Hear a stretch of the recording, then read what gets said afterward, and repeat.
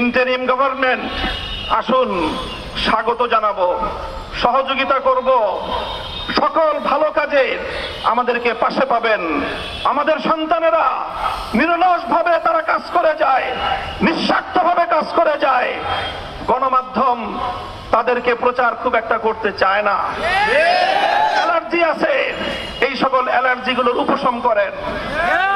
School, college, ইউনিভার্সিটির আমার সন্তানেরা যেভাবে তারা আন্দোলন করে ফ্যাসিবাদের পতন ঘটিয়েছে, প্রতিটি ক্ষেত্রে আমার মাদ্রাসার সন্তানেরাও তোমাদের সাথে হাতে হাত রেখে বাংলাদেশের ছাত্র জনতার ঐক্যের একটি অভূতপূর্ব দৃষ্টান্ত স্থাপন করেছে।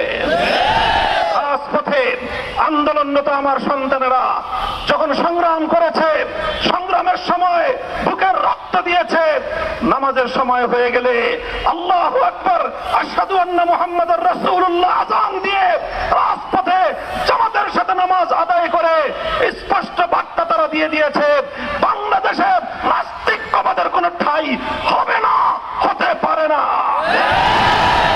চলমান বৈষম্য বিরোধী এই আন্দোলনকে, এই সংগ্রামকে যদি কেউ নাস্তিকবাদ প্রতিষ্ঠার হাতিয়ার হিসেবে ব্যবহার করতে চায়, সে হাত আমরা ভেঙে গড়িয়ে দেব। আমরা সব সময় শান্তিপ্রিয়, কিন্তু আমাদের ধর্মের ব্যাপারে, আল্লাহ পয়গম্বরের ইজ্জতের ব্যাপারে, আল্লাহর কোরআনের সম্মানের ব্যাপারে, ইসলাম ধর্মের গৌরব মর্যাদা রক্ষার ব্যাপারে আমরা আপোষহীন। কাউকে ছাড় দেওয়া হবে না। শান্তিপ্রিয় একটি সাম্প্রদায়িক সম্প্রীতির অনন্য দৃষ্টান্ত স্থাপন করে নতুন বাংলাদেশ এগিয়ে যাবে।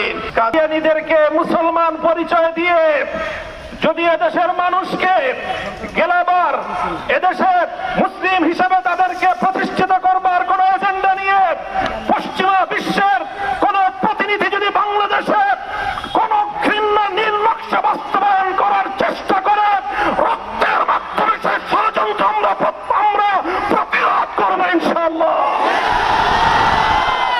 হিন্দু, বৌদ্ধ, খ্রিস্টান, কাদিয়ানী, অন্যান্য উপজাতি, ভিন্ন ধর্মাবলম্বীদের নাগরিক, ধর্মীয় সব ধরনের মৌলিক অধিকার, সংবিধান প্রদত্ত সকল অধিকার নিশ্চিত করবার জন্য এদেশের আলেম সমাজ অগ্রণী ভূমিকা পালন করবে। হেফাজতে ইসলামের পক্ষ থেকে সারা দেশের আলেম সমাজ, ইমাম সমাজ, মসজিদের লক্ষ কোটি মুসল্লিয়ানে কেরাম এবং ধর্মপ্রাণ মুসলমান ভাইদের প্রতি আমি আবারও দৃষ্টি আকর্ষণ করে উদাত্ত আহ্বান জানাই, আপনারা আপনাদের চলমান ভূমিকা অব্যাহতভাবে পালন করে যাবেন। সেই সঙ্গে বলতে চাই, অন্যান্য ধর্মাবলম্বীদের ধর্মীয় নিরাপত্তা যেভাবে নিশ্চিত করতে হবে, এদেশের সংখ্যাগরিষ্ঠ মুসলমানদের ধর্মীয় নিরাপত্তা একইভাবে নিশ্চিত করতে হবে। অন্যান্য সংখ্যালঘু ধর্মাবলম্বীরা যেমন তাদের ধর্ম পালনের নিরাপত্তা পাবে, সংখ্যাগরিষ্ঠ মুসলমানদের ধর্ম পালনের ক্ষেত্রে ছলচাতুরির আশ্রয় গ্রহণ করা হবে, সেটা দেশের মানুষ বরদাস্ত করবে না। কাজেই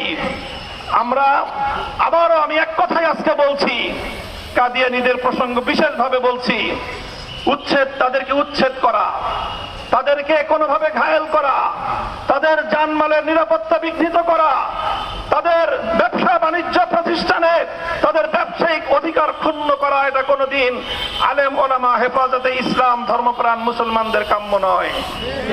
আমরা শুধু একটাই দাবি তুলতে চাই, কাদিয়ানীরা তাদের নিজস্ব ধর্মীয় পরিচয়ে তারা যে কোনো ধর্মীয় অধিকার ভোগ করতে পারবে, কিন্তু তারা কাদিয়ানী হয়ে, অমুসলিম হয়ে মুসলমানদের ধর্ম ইসলাম নাম ব্যবহার করবে, মসজিদের নাম ব্যবহার করবে, মুসলমানদের ধর্মীয় উপাসনালয় মসজিদের নাম ব্যবহার করে মুসলমানদের ধর্মীয় অধিকার ক্ষুণ্ণ করবে, এদেশের মুসলমানরা মুখে আঙ্গুল দিয়ে চুষবে না। দলমত নির্বিশেষে সকল নিরপরাধ মানুষের সব ধরনের নিরাপত্তা বিধানে আমাদের নেতা কর্মী দেশবাসীকে আমি দায়িত্বশীল ভূমিকা পালন করার জন্য উদাত্ত আহ্বান জানাচ্ছি। বিশেষভাবে সংখ্যালঘু সম্প্রদায়ের সকল মৌলিক অধিকার সংরক্ষণ করবার জন্য এদেশের আলেম সমাজকে আমরা প্রথম দিন থেকে আহ্বান জানিয়েছি। হেফাজতে ইসলামের নেতাকর্মীদেরকে তাদের পাশে দাঁড়াবার জন্য উদাত্ত আহ্বান জানিয়েছি। দেশবাসীকে আমরা ডাক দিয়েছি।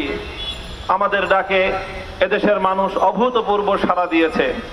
বিশ্ব গণমাধ্যমে বাংলাদেশের আলেম সমাজ, ইসলাম প্রিয় জনতার সাম্প্রদায়িক সম্প্রীতি প্রতিষ্ঠার ক্ষেত্রে বর্তমান সময়ের ভূমিকা সারা পৃথিবী জুড়ে বিশ্ব মিডিয়ায় প্রশংসিত।